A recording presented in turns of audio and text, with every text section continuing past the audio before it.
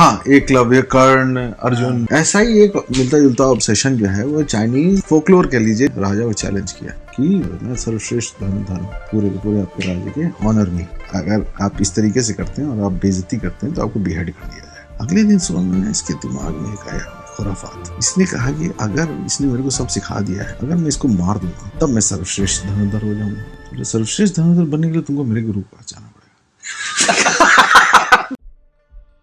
आप वो स्टोरी बता रहे थे आर्चरी की। हाँ, अरे आपको हमारे सर्वश्रेष्ठ धनुर्धर वाला नहीं ऑब्सेशन था महाभारत में। हाँ। तो वैसा ही एकलव्य, हाँ, एकलव्य, कर्ण, अर्जुन, ऐसा ही एक मिलता जुलता ऑब्सेशन जो है वो चाइनीज फोकलोर कह लीजिए, या फिर शायद जेन जिसमें I don't think, let us keep it as folklore. उसमें है कि एक राज्य के अंदर एक लड़का एक दिन दरबार में आया। उसके बाद उसने राजा को चैलेंज किया कि मेरे से बड़ा धनुर्धर, मैं सर्वश्रेष्ठ धनुर्धर पूरे पूरे आपके राज्य के ऑनर में।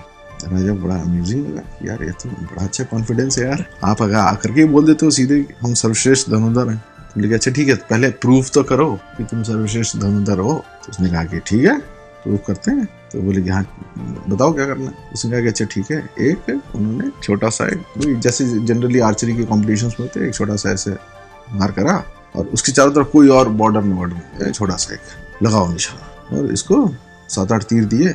इसने सारे तीर बिल्कुल उसी छोटे से पे अच्छा हाँ डाल दिए, hands down, there is no stress. तो इन्होंने कहा कि आप तो सही में बहुत अच्छा आर्चर है। बोले हाँ, तो आप डिसाइड कर लीजिए, मैं सर्वश्रेष्ठ आर्चर, आई एम द सर्वश्रेष्ठ धनुर्धर ऑफ दिस चाइनीज कंट्री। तो उन्होंने अपने सेनापति से पूछा, कुछ चैलेंज वैलेंज करना चाहो तो कर दो यार, इज्जत की सवाल है अब हमारे हैं। तो उन्होंने कहा कि ठीक है सर, आप चूंकि कह रहे हैं, आदेश दे रहे हैं, तो हम चैलेंज करते हैं इनको। तो इन्होंने कहा कि आप क्या करेंगे। बोले इन्होंने जो किया है उससे बेहतर करने की कोशिश करेंगे। बोले ठीक है, ये ले आए, धनुष लेके आए। इन्होंने कहा कि जितने भी तीर मारे गए थे ना, तीर के पीछे इन्होंने अपने तीर गाड़ दिए 10। तो ये बेचारा फंस गया।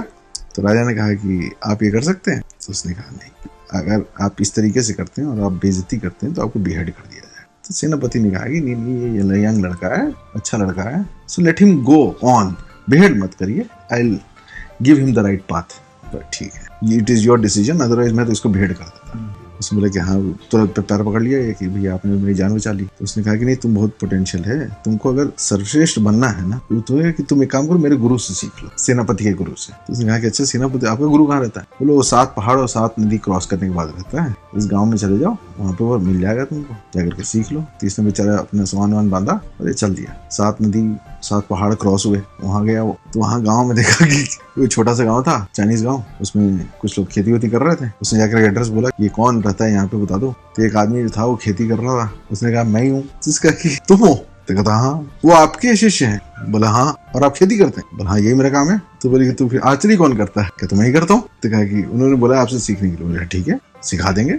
सिखाना शुरू किया, 1 साल उसको बीत गया सीखते सीखते। उसके बाद उसने सारे ट्रिक सिखा दिए। उसने एक दिन कहा कि मैंने तुमको जो सिखाना था मैं तुमको सिखा चुका, अब you are fine to become good archer. अगले दिन सुबह मैंने इसके दिमाग में एक आया खुराफात।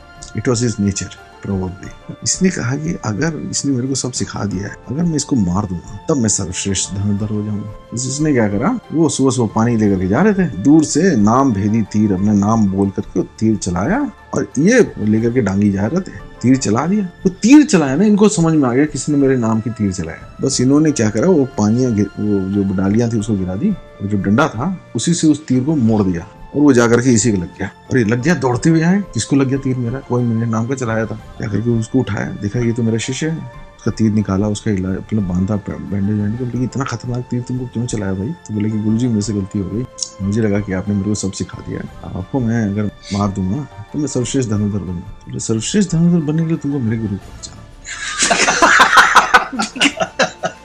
कहता आपका भी कोई गुरु है।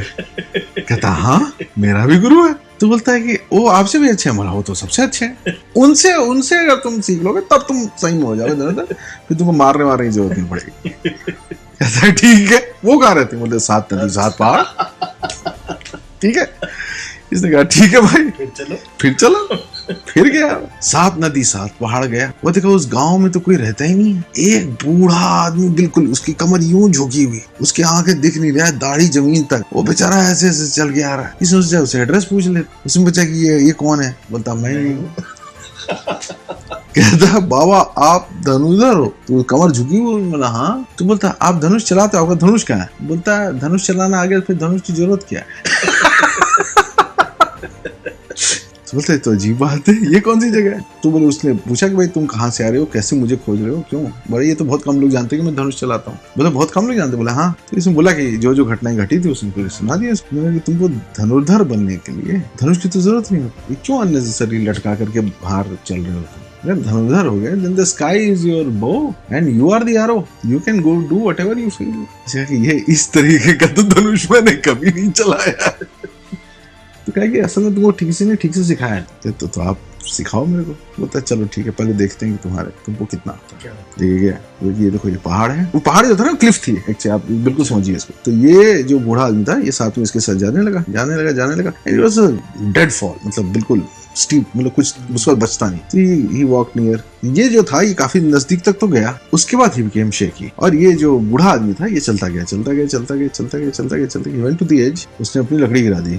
फिर उसके बाद और आगे गया वो, और आगे गया। और उसके बाद जब उसके जो फीट थी वो आधा से ज्यादा हैंग करने लगी नीचे, एड़ियों पे था वो बस, और वो बाहर सामने की तरफ झुका हुआ, और ये उसके आगे जाने की इसकी हिम्मत नहीं हुई। उस वक्त वो जो बूढ़ा आदमी था, he turned around and with the tip of his nails or toe, वो खड़ा था उस क्लिफ के एज, और उसने कहा कि आओ आप। इसने कहा कि ये तो ना होगा भाई, हमसे ना हो पाएगा। तो कहा कि द बो is just a medium to attain stillness of the mind. That is it. It is the stillness of the mind which allows you to focus.